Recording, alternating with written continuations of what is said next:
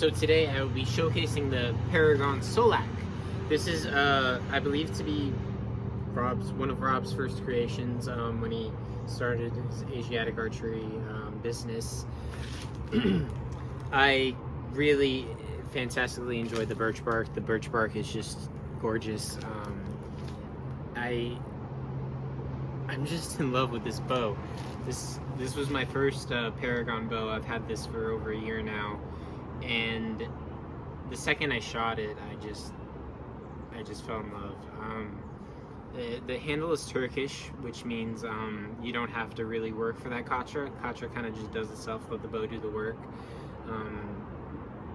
The only downside I had was it came with leather. It was an in-stock bow, so I didn't get to customize any options or anything like that. So I had my friend Jonathan, JP, put some race skin on here, and it's been great. I just used electrical tape for the beginning, and just taping up every week or so for the bow was kind of annoying. So race skin is really a durable option if you just got a leather pass on there.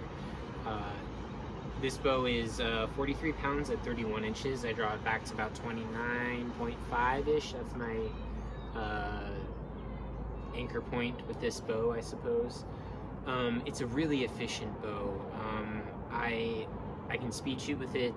I use this for mounted archery. This is my go-to mounted archery bow. The Paragon Raider, which I have reviewed before, is a great bow for mounted archery as well. The only issue I had with the Raider was the back shot was a little tough because I had to really cant the bow, which is not a problem. I just want to be careful not to hit the bow on my horse's butt, as I release the arrow. This bow has no such issues with that. I can just fling it around, mounted, and just, quick draw, snap shoot, just fine. I shot a 236 out of 300 with this bow on an NFAA target the other day. So this bow's accurate. If this bow breaks, I'm buying another one. It's just a little higher poundage, but because I'm ready for that now. But again, 2 Paragon bows, I'd buy another one. This is just amazing, beautiful bow. It's black, so you won't get reflected in the sun when you're shooting outside. I have no complaints. So without further ado, we'll shoot.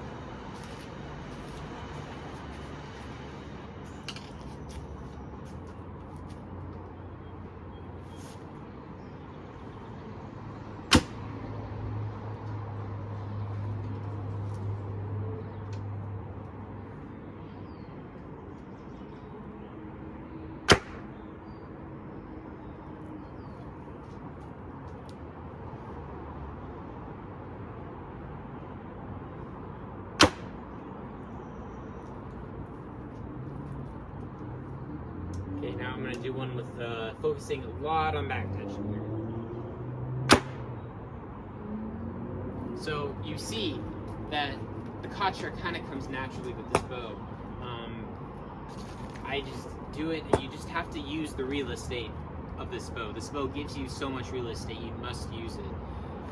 At least for me, that leads to a better shooting experience. Not to say that you won't have a good shooting experience with this bow, because that's impossible. You will always have a good shooting experience with this bow, but the bow tells you the way it wants you to shoot it, and to me this bow speaks. It's quite lovely. It has a lovely voice. That's what you get for not sharpening your tips, I guess. Luckily, I'm in a safe place. I have no neighbors directly around me, so if an arrow goes somewhere, it'll go to me, anything.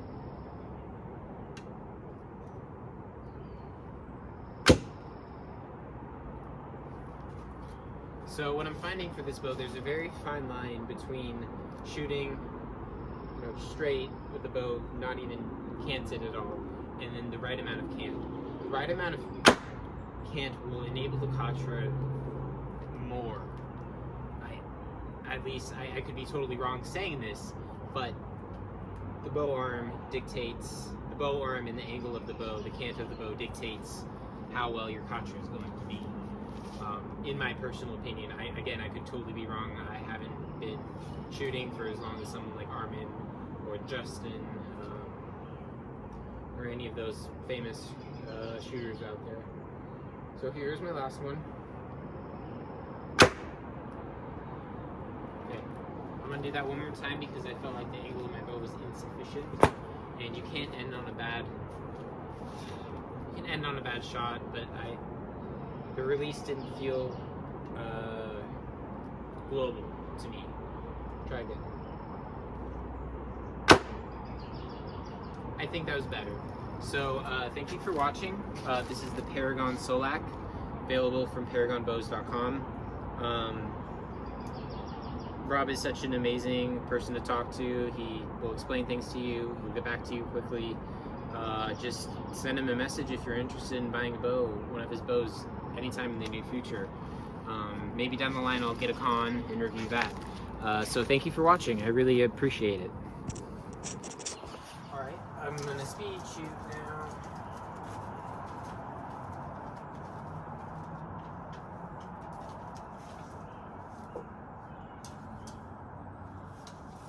Okay, ready? Someone time me.